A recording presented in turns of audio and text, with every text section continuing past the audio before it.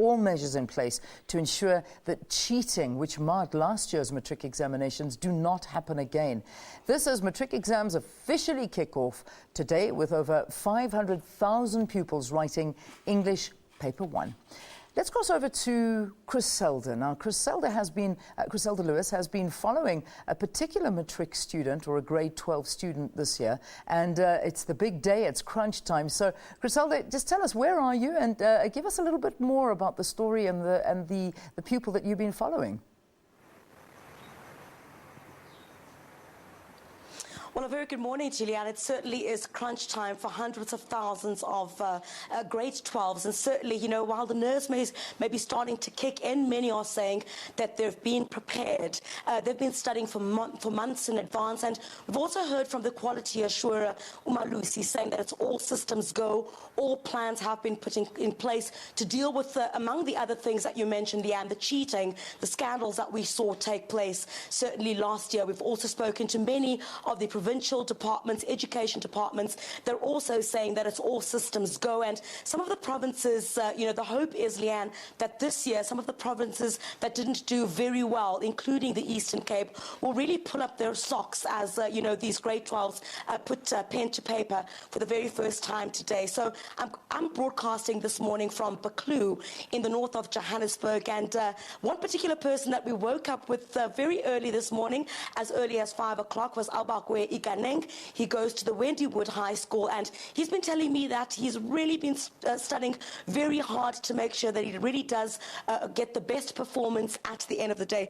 Abakwe, thank you very much for joining us this morning. I see you're all suited up and ready to go. Are you nervous this morning?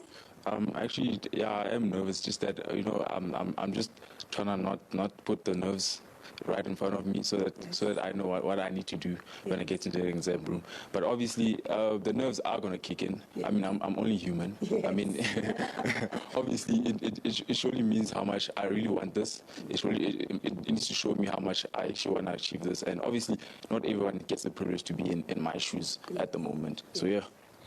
How long did it take for you to prepare for the first exam today? Certainly a lot of hard work and determination and putting away all the games and actual real focus. Obviously, you know, the one thing I really needed to put away was my gadgets. Obviously, so obviously that was the main problem. But obviously, it also came with discipline, you know, self-discipline. Obviously, if you know how much you really need to work hard on. Obviously, you need to get off all the negative things off so that, you know, no distractions. Keep your studies going, and there won't be nothing to stress about. All you just need to stress about is the hard work and everything else. Okay, great. So today you're writing the English first paper, but I'm sure there's that one particular subject that, you know, really gets your nerves going, and you've had to put extra work into that particular subject. In my life, I don't think there's such thing as a hard subject. Yeah. Obviously, if you don't work hard on a subject, you're gonna make it hard for yourself. So obviously, there's no such thing. It's all about in your mind. It's always the fact that you must always know that you must be 5 steps ahead of something. Yes. Especially if you know that you're battling a subject. You know, a subject like maths. Yes. Obviously, you know you're gonna need a lot of practice and all that. So there's no such hard subject in this coming exam. That's fantastic to hear. So are we looking for straight A's, B's, C's? Hoping for A's? You're putting me on the spotlight, but yeah, I'm trying to push for whatever I can get. Yes. I'm trying to push. Obviously, I cannot push over my limit. You know, there's students where they just the full straight A's students, and there's B's and there's C's and there's D's. So obviously, my aim is to beat